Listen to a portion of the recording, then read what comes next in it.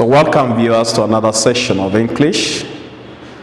My name is Mr. Wanyonyi, a teacher of English at Ansaaru National Primary School. I'm humbled and honored to make this other presentation to you in English and welcome you to be very much attentive as we sail through together this boat of English. So in the previous session, we were looking at determiners and would like to have it as a continuation in our lesson today. And before I continue with what I have in store for you today, may I have a brief recap of what we discussed in the previous session on the same topic. So in the previous session, we looked at the following. First, we looked at the meaning of determiners, and we also gave explanation on some of the determiners. And just briefly to remind you, for those ones viewing me for the first time, I say determiners are words which are normally placed before nouns. And whenever these words are placed before nouns, they are used to demonstrate or determine two things. First, they can be used to determine the position of the noun. Two, they can be used to determine the number or quantity. Now, number or quantity is used to answer the question of how many. It could be one that is singular, or there could be more than one that is in plural.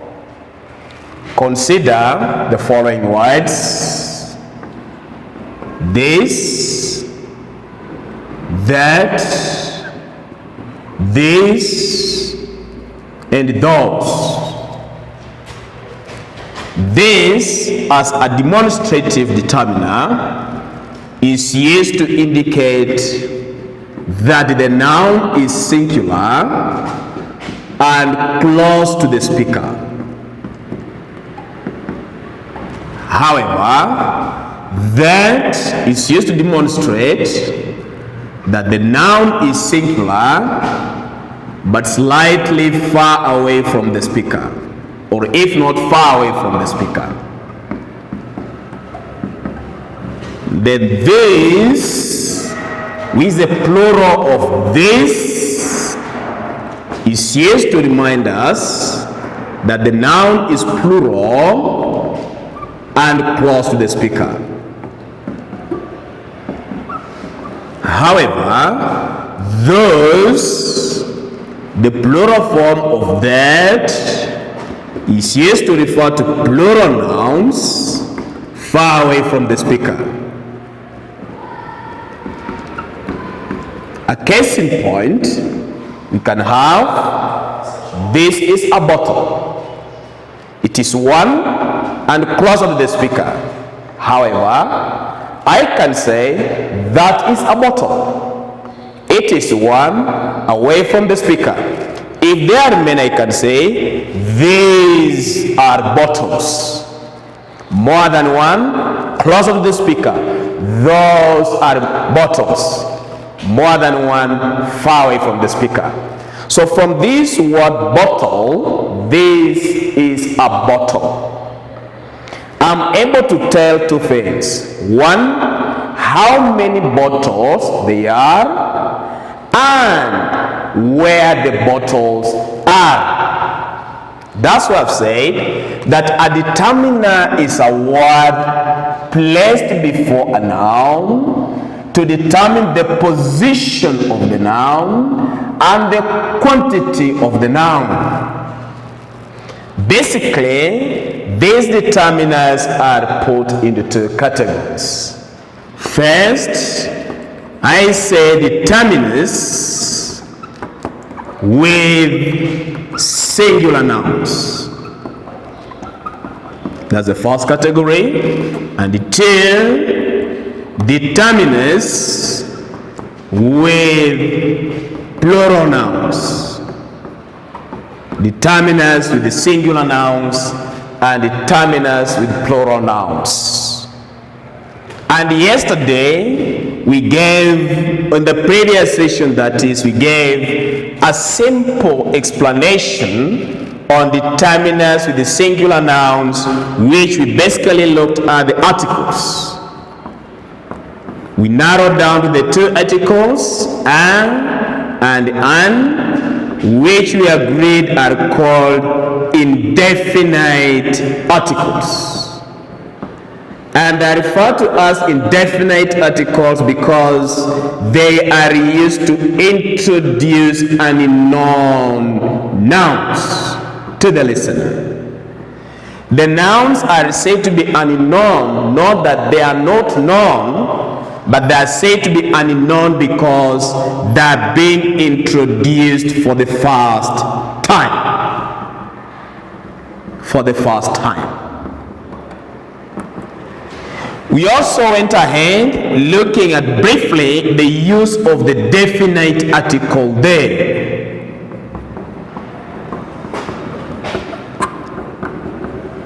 There is referred to as a definite article because it is used to introduce known nouns or known things. These are things already introduced to the listener, already introduced and therefore unknown by the listener. We finalized by looking at the use of some. And I concluded saying that some as a determiner is used with both countable plural nouns and at the same time uncountable nouns. It is used to the countable plural nouns and uncountable nouns. More uses we agreed that some is used with positive or affirmative sentences. Some is used to mean not all. And some is also used with interrogative sentences demanding for only a yes response. Remember, whenever an interrogative statement is posed, the possible answers are always two. One, it could be yes if you are in agreement, or no response if you are in disagreement. But when we use some in interrogative sentences, the expected response is only one, and that is a yes response. That's what we looked at yesterday or in the previous session. Today, learners, I would like us to look at the following. One, let us look at the use of any. Just like some, any is used in the following ways. One, any is used with negative or informative sentences. When we were looking at question text, we introduced these types of sentences, positive and negative sentences. A negative sentence, just a reminder, these are sentences which express disagreement. In such sentences, you may find such words like not. So, if you see not in a sentence, that reminds you that that sentence is negative. Consider the following sentence. One, don't make any noise. Learning is in progress. Don't make any noise. Learning is in progress. We have used any here because the sentence is negative. It is negative because the word don't is negative. Don't is a short form of the word do not. So realize on the word do, we have attached not to make this verb negative. And therefore, don't make any noise. This sentence is treated as a negative sentence. It would be wrong to say, don't make some noise, because we have said some is used when we are referring to a positive sentence, not a negative sentence. So take note of that. Viewers, another use of any is that any is used in interrogative sentences but demanding for two answers, either yes or no response. Consider this sentence. A teacher comes to class and asks, have you done indexing examinations?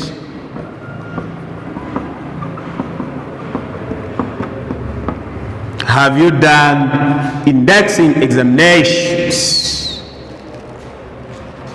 If you have done exams, automatically you'll say, yes, we have. However, if you have not done these examinations, automatically we'll say, no, we haven't.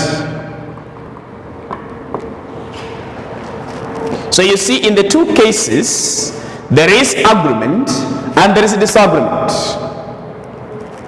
But this one now is a plain sentence. If we want to introduce any in that sentence now, we can go ahead and ask the following, because that sentence does not bear any, and our focus is on the use of any.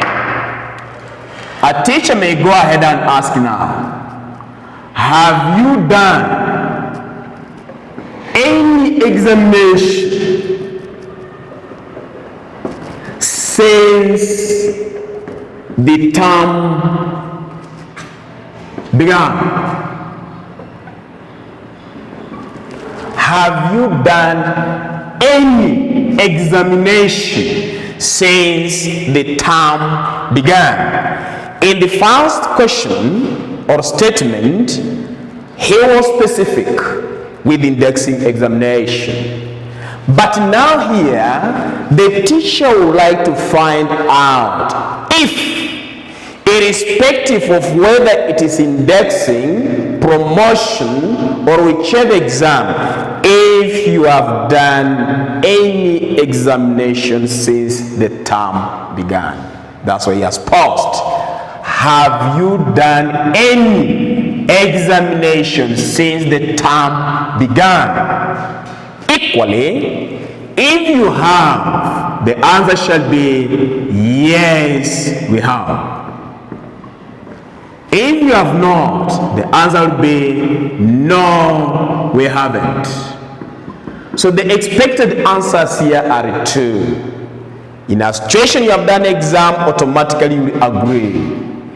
In a circumstance where you have not done exam, automatically you will disagree by saying, no, we haven't.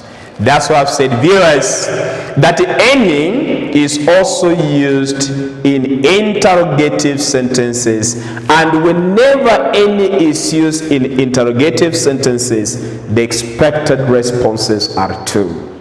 The first response is yes, if you are in agreement. And expected also a response is no, if you are not in agreement. Thirdly,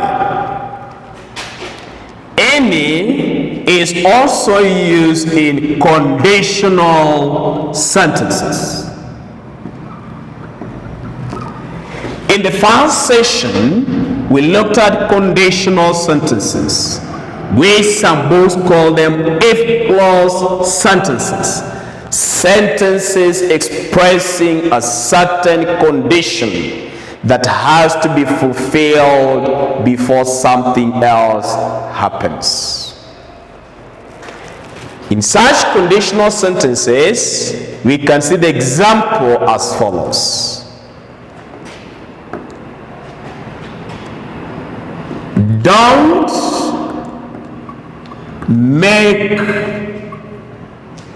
any mistake of getting out of class or getting out of school without permission.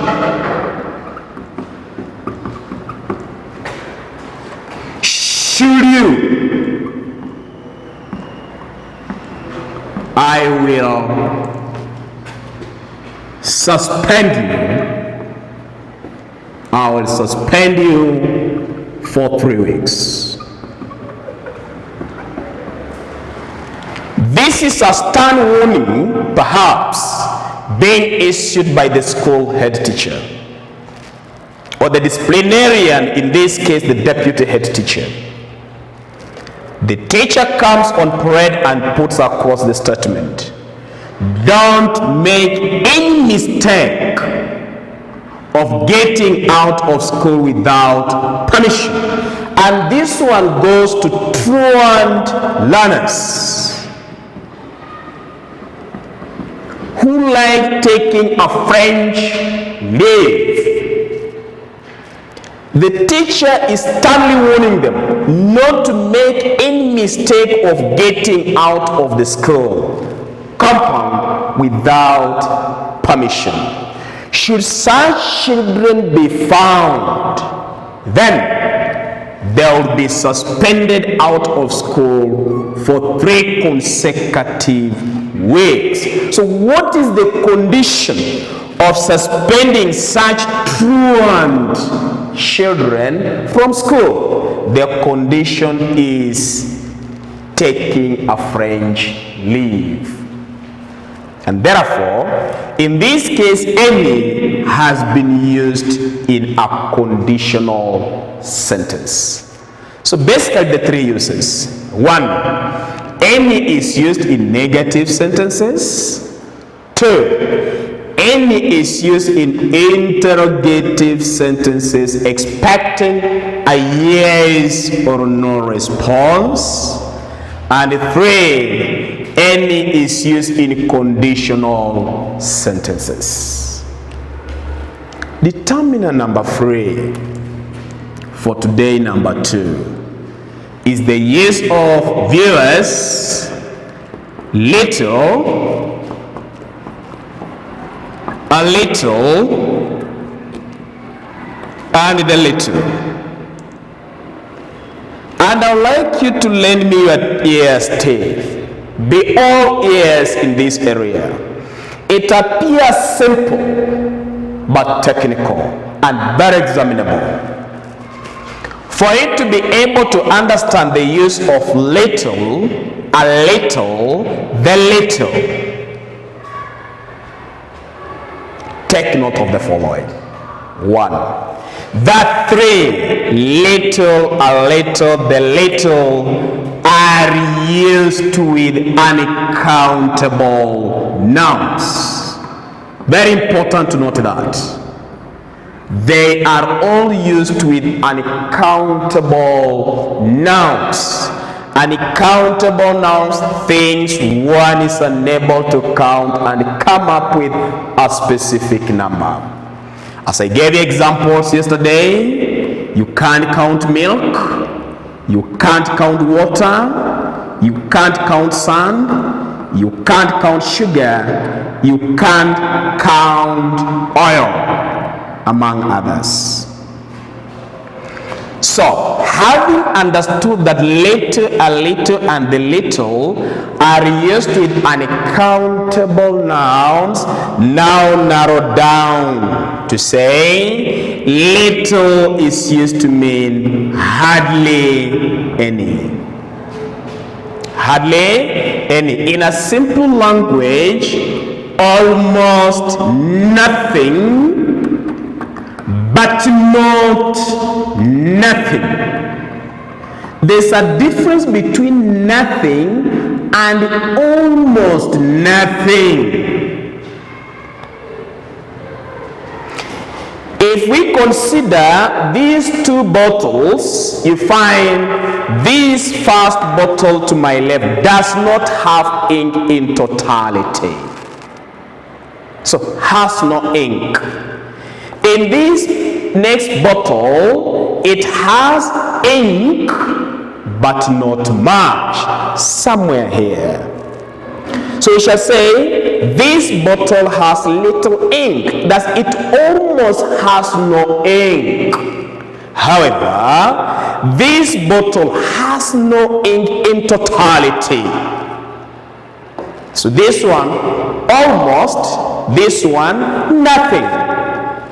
Thus we say that little is used to mean hardly any, which is almost nothing. But please note, don't mistake almost nothing for nothing.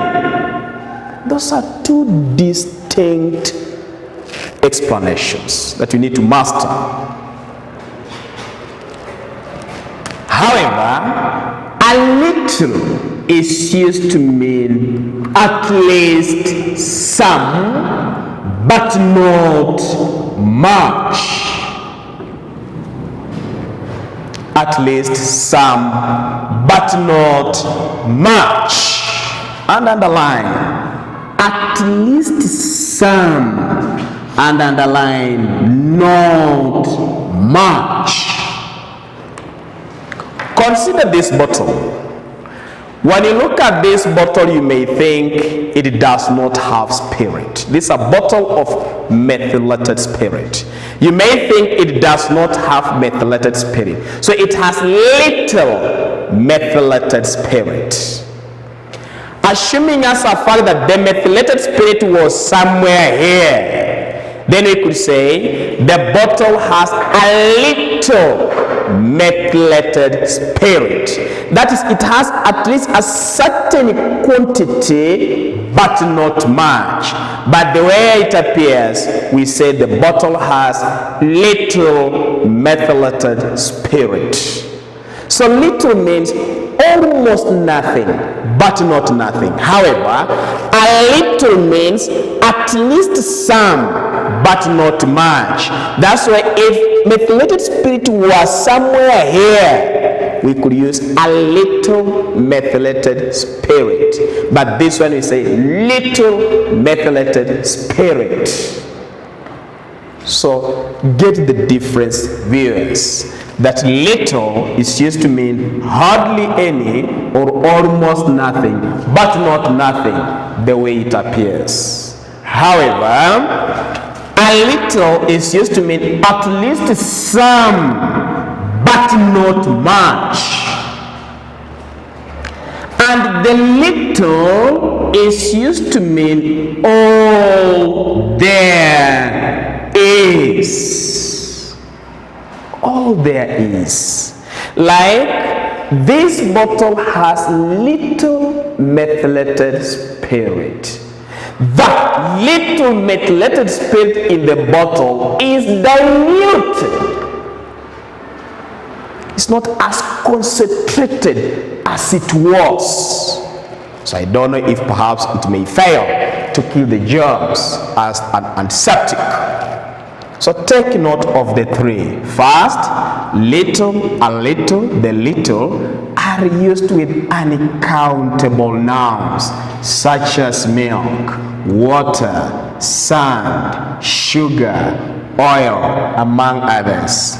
Little used to mean hardly any or almost nothing, but not nothing. A little used to mean at least some, but not much. That little used to mean all there is. Please note that the word a little is written as a, then little. Don't conjoin the two to form the word as a little like that. This one could be bearing a different meaning from the intended meaning of a little. So don't pull this article towards the word. Let the article stand on its own and the word little also stand on its own.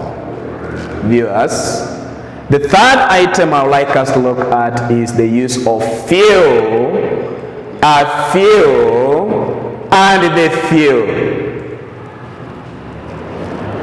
Comparatively, little, a little, the little are used with uncountable nouns. However, few, a few, the few are used with countable plural nouns. Countable plural nouns. Though the explanation of little, a little, and the little is similar to the explanation of few, a few, the few, although we have some minimal changes as follows. Few is also used to mean hardly any, or almost none, but not none. Almost none, but not none. Almost none, but not none. However, a few is used to mean at least some, but not many. At least some, but not many. And the few is used to mean all there are. That's why I say the explanation is almost the same, apart from a few minimal differences. So hardly any or almost none, but not none. Consider a class of 10 or 15 pupils. And in a class of 15 pupils, you find 2 pupils are absent. If I come to take a roll call in that class, the obvious answer will be few pupils are absent. But if you consider in a class of 15 and you realize roughly 5 or 6 pupils are absent, automatically say a few pupils are absent. That some pupils more or less are absent. So, few pupils are absent today. The few pupils absent are girls. Then the question comes, how many boys are absent? The answer should be 0. That's none of the boys is absent because few pupils are absent. We are referring to 2 out of 15. The few pupils absent are girls. That's the 2 who are absent are girls, which means for the 2 are absent, none of them is a boy. So if we say how many boys are absent, then the answer should be none. So please note, the explanation of few, a few, and the few is similar, more or less similar to little, a little, and the little. Only but little, a little, the little are used with uncountable nouns. However, few, a few, the few are used with countable plural nouns. So don't make the mistake in the two. Finally, is the use of now several. Viewers and the candidates perhaps watching me, when you look at these three areas of sample today, it has been examined more than 5 times in the national examination. Several in simple language is used to mean more than 2, but not many. More than 2, but not many. Alternatively, you can replace it by a number of. Just understanding a very simple language that several as a determiner is used to mean more than 2, but not many. Or alternatively, a number of. Because of time, may I refer you to the following KCP question for practice. 2 questions only. Sample KCP question. Number 1. So you replace, the instructions are replace the underlined sentence with the most appropriate alternative.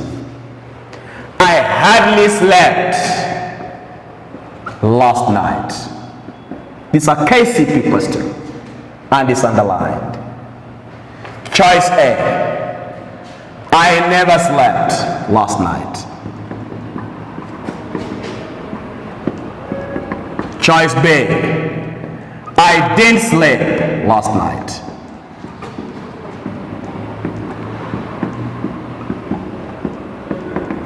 Choice C. I had a little sleep last night. And choice D. I had little sleep last night.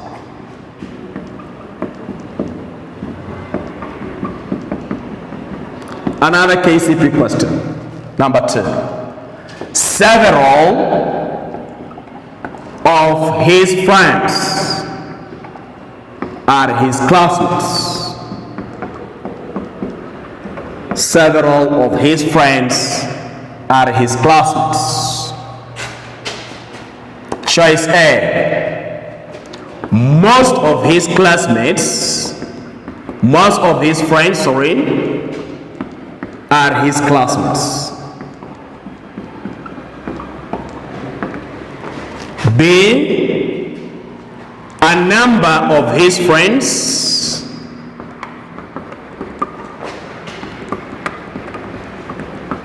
are his classmates. Choice C. Many of his friends are his classmates. And choice D. Some of his friends are his classmates. Now today only sample those 2 KCP questions for purposes of practice. And when you peruse through KCP papers, you'll find this area alone more than 5 questions, 5 years of testing this area on determinants. So please move with the key guiding word when you are answering these 2 KCP questions. You will realize that most of the choices are more or less the same, but they're not the same. The most important thing, underline what the examiner wants from you. As I always say, Rome was not built in a day. I beg to stop there. We are remaining with a very small bit on determinants, which I believe, God willing, we shall complete it in the next session. Thank you very much for listening to me. God bless you. Thank you.